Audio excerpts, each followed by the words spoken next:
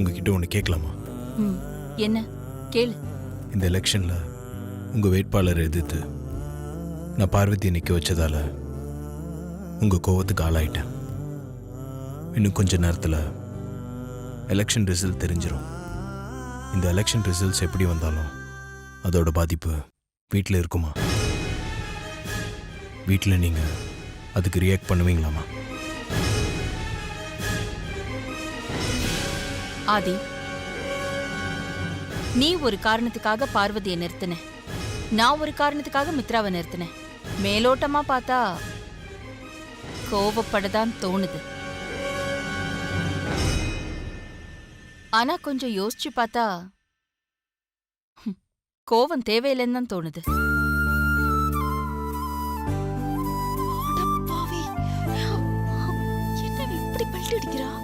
Result தெரிஞ்ச உடனே எல்லாத்தையும் மறந்துட்டு எப்பவும் போலதான் வீட்ல இருப்பேன். தேர்தலால ஏற்பட்ட கோபதாபங்களை வீட்ல காட்டிக்க மாட்டேன்.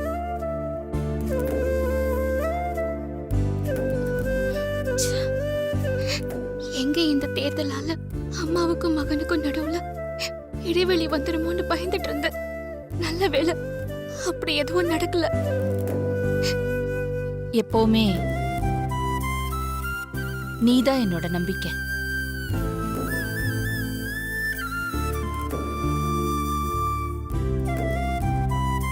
உன்னை எப்படி நான் வெறுத்து ஒதுக்க முடியும் ஆதி? தேங்க்ஸ்மா.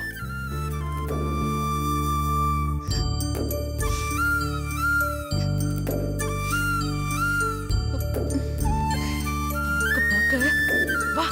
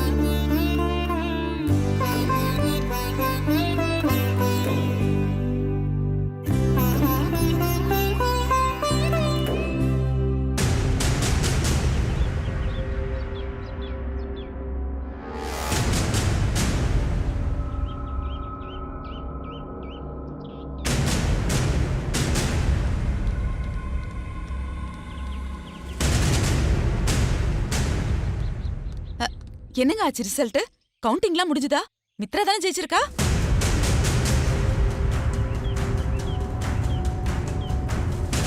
அது மேடம், பெருவாரியான ஓட்டு வித்தியாசத்துல பார்வதி அம்மா ஜெயிச்சிட்டாங்க.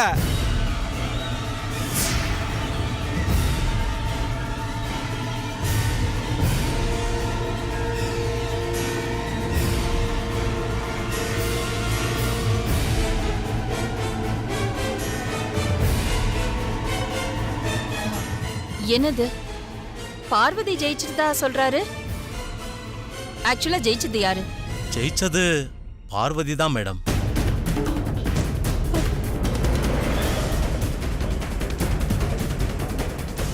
நீங்க கவுண்டிங்லாம் ஒழுங்கா பாத்தீங்களா? அவளுக்கு எத்தனை ஓட்டு விழுந்திருக்கு? அது மொத்த ஓட்டும் பார்வதிக்கு தான் விழுந்திருக்கு.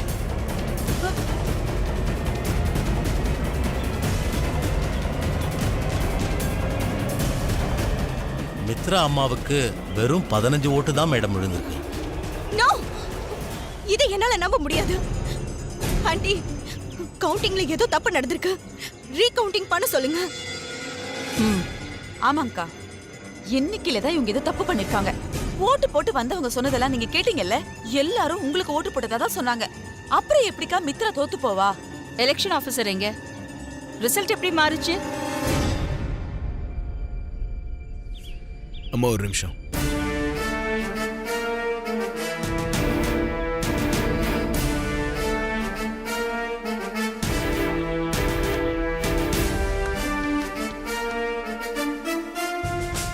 பார்வதி ஜெயிச்சது உங்களுக்கு வேணா நம்ப முடியாம இருக்கலாம். காலையில ஒரு வீடியோ வந்துச்சு, அதை நீங்க பார்த்துருந்தீங்கன்னா உங்களுக்கே புரிஞ்சிருக்குமா? அக்கா நம்ம ஆபீசரை போய் பாக்குறத தடுக்கிறதுக்காக தான் ஆதி ஏதோ புதுசா வீடியோ அது இதுன்னு கதை சொல்லிட்டு இருக்கான். நீங்க வாங்கக்கா நம்ம போலாம். சித்தி இருங்க. அம்மா, இன்னைக்கு காலையில் போலிங் ஸ்டார்ட் பண்ணுறதுக்கு முன்னாடி நம்ம ஒர்க்கர்ஸோட செல்ஃபோனுக்கு வாட்ஸ்அப்பில் ஒரு வீடியோ வந்துச்சு.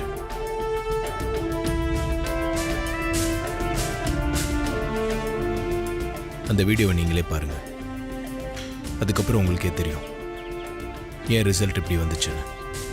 என்ன வீடியோ? அண்ணா, உங்கள் மொபைலுக்கு காலையில் ஒரு வீடியோ வந்துச்சுல? ஆமா சார், வந்துச்சு. அந்த வீடியோவை பார்த்ததுக்கு அப்புறம் தான் பார்வதி அம்மாக்கு ஓட்டு போடணும்னு முடிவு பண்ணி ஓட்டு போட்டேன்.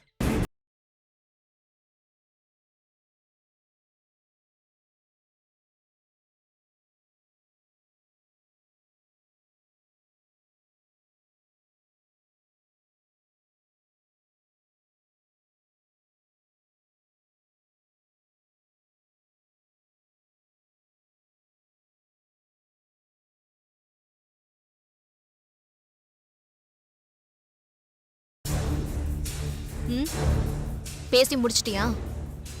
இப்போ நான் பேசலாமா? நான் என்னைக்குமே எந்த பதவிக்கும் ஆசைப்பட்டது கிடையாது. பெரியய்யா என்னை எலெக்ஷன்ல நிக்க சொன்னதுனால தான் நான் நின்னேன். என்ன சொன்ன? என்னைக்குமே நான் சமையல்காரி தானே சொன்னேன். ஆமா, நான் சமையல்காரி தான். அதுல எனக்கு எந்த கேவலமும் இல்ல. காலம் பூரா அம்மாவுக்கு நான் ஏன் கையால சமைச்சு போடணும், போடுவேன். அதுதான் என்னோட ஆசையும் விருப்பமும். எனக்கு அந்த பதவி மட்டும் போதும், வேற எந்த பதவியும் வேண்டாம். அம்மா மேல மதிப்பும் மரியாதையும் வச்சிருக்கிற தொழிலாளர்கள் அம்மா வார்த்தைக்கு கட்டுப்பட்டு உனக்கு தான் ஓட்டு போட்டு ஜெயிக்க வைப்பாங்க. அதுல எந்த சந்தேகமும் இல்ல. உன்கிட்ட நான் ஒன்னே ஒண்ணு கேக்குறேன். ஜெயிச்சதுக்கு அப்புறம் ஏதோ ஆட்டத்தை ஆரம்பிக்க போறேன்னு சொன்னல, உன்னோட கோபம் எதுவா இருந்தாலும் அதை என்கிட்ட மட்டும் காட்டு. தயவு செஞ்சு தொழிலாளர்கள் கிட்ட காட்டிடாத. என்னோட முதல் டார்கெட்டே ஒர்க்கர்ஸ் தான். நான் பணம் கொடுக்கும்போது அதை கை நீட்டி வாங்கிட்டு அப்புறம் ஆண்டி கிட்ட வந்து போட்டு கொடுத்து அவங்க முன்னாலேயே என்ன அரவாங்க வச்சாங்கல்ல, அந்த அவமானத்தை நான் மறக்கவே மாட்டேன். அவங்கள பழி வாங்கியே தீருவேன்.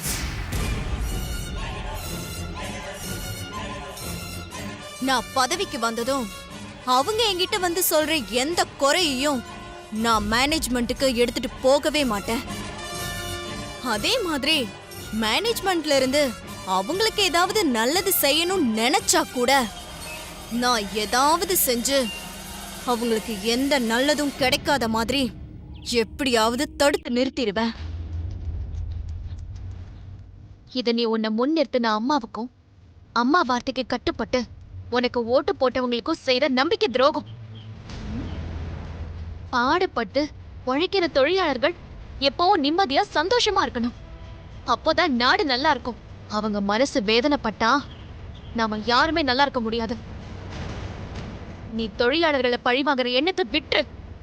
ஓ, நீயும் அவங்கள மாதிரி வேலைக்காரி தானே, அதான் உங்களுக்காக சப்போர்ட் பண்ணி பேசிட்டு இருக்க. ஏய், நான் உன்னையும் விடமாட்டேன், அவங்களையும் விடமாட்டேன். பழி வாங்கியே தீருவேன். இனிமே பாருங்கடி என் ஆட்டத்தை.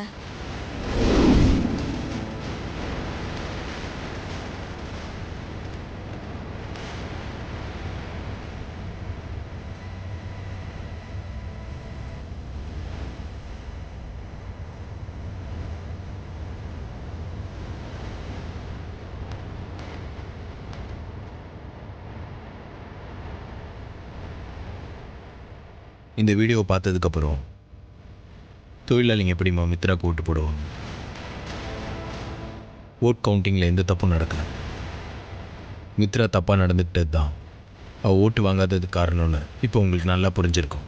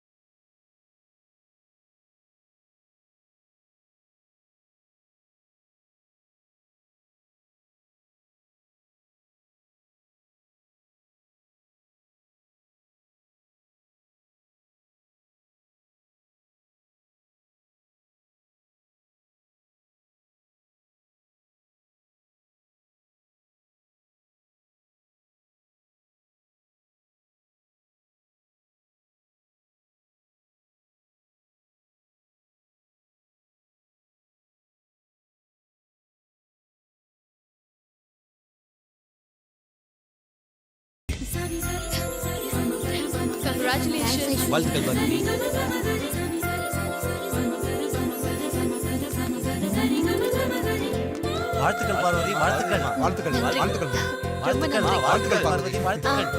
தேங்க்ஸ். வாழ்த்துக்கள், வாழ்த்துக்கள் பார்வதி, வாழ்த்துக்கள். நன்றி. ரொம்ப நன்றி. மாமா ஒரு நிமிஷம் வாங்க.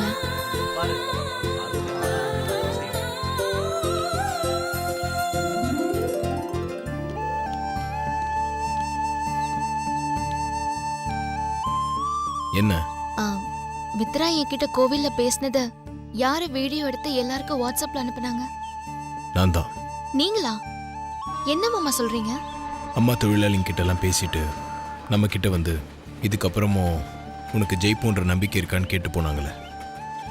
நீ கூட என்கிட்ட இதுக்கப்புறம் ஜெயிப்போன்ற நம்பிக்கை இல்லைன்னு சொல்லிட்டு போனல. ம். ஆனா எனக்கு நீ எப்படியும் ஜெயிப்பன்ற நம்பிக்கை இருந்துச்சு. அதுக்கேற்ற மாதிரியும் நடந்துச்சு.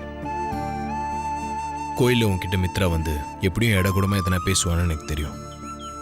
நான் நினச்ச மாதிரியே அவளும் உன்கிட்ட அப்படி தான் வந்து பேசினான். அவள் உன்கிட்ட என்ன பேசினாலோ அதை தான் நான் இங்கே எல்லாருக்கும் தெரிய வச்சேன். அவ்வளோதான். எப்படியோ என்ன ஜெயிக்க வச்சிட்டீங்க. ஆனா அம்மா வேற ரொம்ப டென்ஷனா இருக்காங்க. அதுதான் கொஞ்சம் பயமா இருக்கு. அம்மா மித்ரா மேலே தான் கோவமா இருக்காங்க, உன் மேலே இல்லை. சரி வா.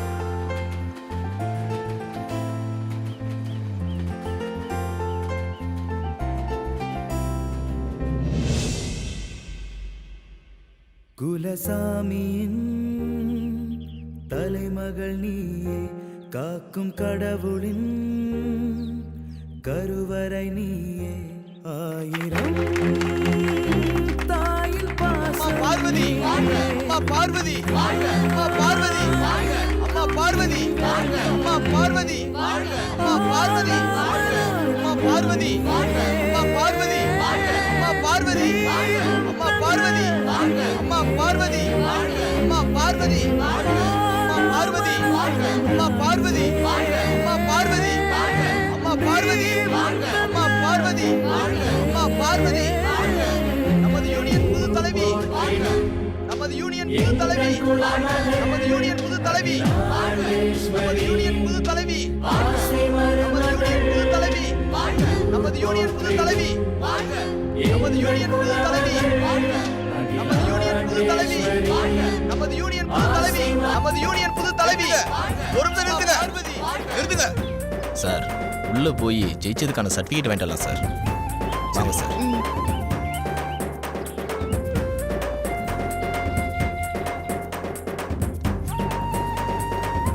வாங்க சார். மேடம் இதில் ஒரு கையெழுத்து போடுங்க.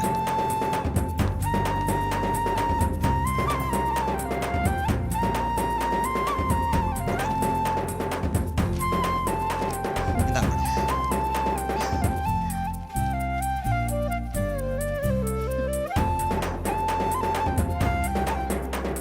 சரி வா.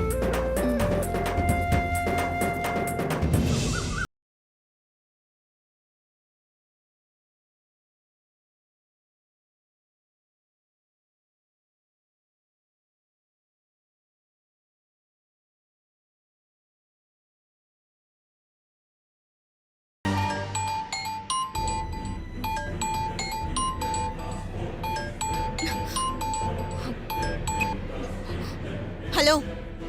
என்ன மித்ரா, எலெக்ஷன்ல தோத்து போன சோகத்துல ரூம்ல முடங்கி போய் கிடக்குறியா? தேர்தல்ல வெற்றி தோல்வி எல்லாம் சகஜம்.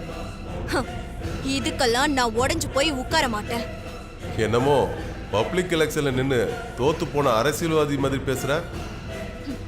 கீழே விழுந்தாலும் மீசையில மண் ஒட்டலன்னு சொல்லுவாங்களே, அது இதுதானா? இப்ப என்ன வேணும் உனக்கு? எதுக்காக கால் பண்ண? உன் அக்கா நந்தினி கிட்ட உன்னை எலெக்ஷன்ல தோக்கடிச்சு காட்டுறேன்னு சவால் விட்ட. நான் சவால் விட்ட மாதிரியே உன்னை தோக்கடிச்சிட்டேன். இந்த சவால் விஷயம் உனக்கு தெரியணும்ல, அத சொல்றதுக்காக தான் உனக்கு இப்போ போன் பண்ணேன். சும்மா சீன் போடாத. எலெக்ஷன்ல நான் ஜெயிக்காததுக்கு காரணம் நீ ஒண்ணும் இல்ல, ஆதி. நான் ஒர்க்கர்ஸ்க்கு எதிரா பேசினத எனக்கே தெரியாம வீடியோ எடுத்து அத வாட்ஸ்அப்ல அனுப்பி கடைசி நேரத்துல என்ன ஜெயிக்க விடாம பண்ணது அந்த ஆதிதான். நீ நினைக்கிற மாதிரி வாட்ஸ்அப் அனுப்புனது ஒன்றும் ஆதியோட வேலை இல்லை. நீ பேசினத போன்ல வீடியோ எடுத்தது நான் தான். அதை எல்லாருக்கும் அனுப்புனதும் நான் தான். ஏய், நீ யாரு? ஆதியோட ஆளா? நான் ஒன்னும் ஆதியோட ஆள் இல்ல. நான் கேட்ட பணத்தை கொடுக்காம என்னை ஏமாத்துனது இல்லாம என்ன பிடிக்கும் நினைச்ச உனக்கு உங்க அக்கா நந்தினிக்கும் நான் தண்டனை கொடுக்கும்னு நினைச்சேன். நான் நினைச்சபடி தண்டனை கொடுத்துட்டேன். இனிமேலாவது நான் நினைச்ச என்ன வேணாலும் செய்ய முடியுங்கிறத புரிஞ்சுக்கிட்டு நான் சொல்றபடி கேட்டு நடந்துக்குங்க. இது வெறும் ஆரம்பம் தான்.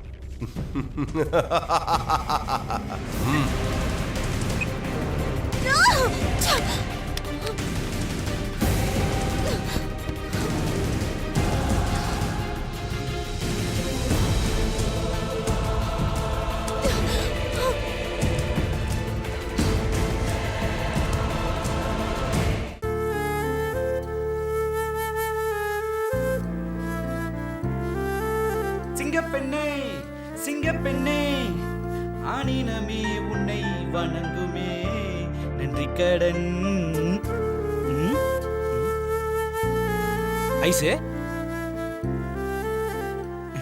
அண்ணி எலெக்ஷன்ல ஜெயிச்சிட்டாங்கன்னு நான் எவ்வளவு சந்தோஷமா ஆடி பாடிக்கிட்டு இருக்கேன். அந்த சந்தோஷம் மூஞ்சில துளி கூட இல்லையே. என்ன ஜெய்சு, என்ன யோசனையில இருக்க? பார்வதி பத்தி தான் யோசிச்சுட்டு இருக்கேன் அருண். எலெக்ஷன்ல தான் அண்ணி ஜெயிச்சிட்டாங்களே, அப்புறம் என்ன? ஓ, குட்வில் அம்பாசிடர் பதவியை அவங்க எப்படி சமாளிக்க போறாங்கன்னு யோசிச்சுட்டு இருக்கியா? அதெல்லாம் ப்ரோ பாத்துக்கு வர ஐசு, அண்ணியும் சமாளிச்சிருவாங்க. அத பத்தி நீ ஒன்னும் கவலைப்படாத. பார்வதி பதவி எப்படி சமாளிப்பாங்கிறது பிரச்சனை இல்ல அருண். ஆண்டி எப்படி சமாளிக்க போறாங்கிறது தான் பிரச்சனை. நான் அத பத்தி தான் யோசிச்சுக்கிட்டு இருக்கேன். நீ என்ன சொல்ற ஐசு? எனக்கு ஒண்ணுமே புரியல. அண்ணி எதுக்கு அம்மாவை சமாளிக்கணும்? நம்ம நோக்கம் என்ன? ஆதி பார்வதியோட காதல் கல்யாணத்தை ஆண்டியை ஏத்துக்க வைக்கணும், அதானே? ஆமா, பார்வதி அண்ணிய அம்மா மூத்த மருமகளா ஏத்துக்கணும். அதுக்காக தானே ப்ரோ இப்படி எல்லாம் பண்ணிக்கிட்டு இருக்காரு. ஆண்டி பார்வதிய மருமகளா ஏத்துக்கணும்னா ஆண்டியோட குட் புக்ல பார்வதி முதல்ல இடம் பிடிக்கணும். ஆனா இப்ப இந்த குட்வில் அம்பாசிடர் எலெக்ஷன்னால என்னாச்சு? பார்வதி எலெக்ஷன்ல நின்னதே ஆண்டிக்கு பிடிக்கல. அதையும் தாண்டி பார்வதி இப்ப ஜெயிச்சு குட்வில் அம்பாசிடரா ஆனதுனால ஆண்டியோட குட் புக்ல இருந்து பார்வதி காணாம போயாச்சு. இதுக்கு முன்னாடி வனஜா ஆண்டியும் மித்ராவும் பார்வதிய டார்ச்சர் பண்ணும்போது அது ஆண்டிக்கு தெரிய வரும்போது வனஜா ஆண்டியும் மித்ராவையும் வார்ன் பண்ணி பார்வதிய சேஃப்கார்ட் பண்ணிருக்காங்க. ஆனா இனிமே அப்படி இருக்க மாட்டாங்கன்னு நினைக்கிறேன். வனஜா ஆண்டியும் மித்ராவும் பார்வதிக்கு டார்ச்சர் கொடுக்கறது தெரிஞ்சா கூட கண்டுக்காம இருந்துருவாங்கன்னு தோணுது. ஆண்டியோட மாரல் சப்போர்ட் இல்லனா பார்வதி பெரிய சவால்களை சமாளிக்க வேண்டியதா இருக்கும். அதெல்லாம் நினைக்கும் போது எனக்கு ரொம்ப கவலையா இருக்கு.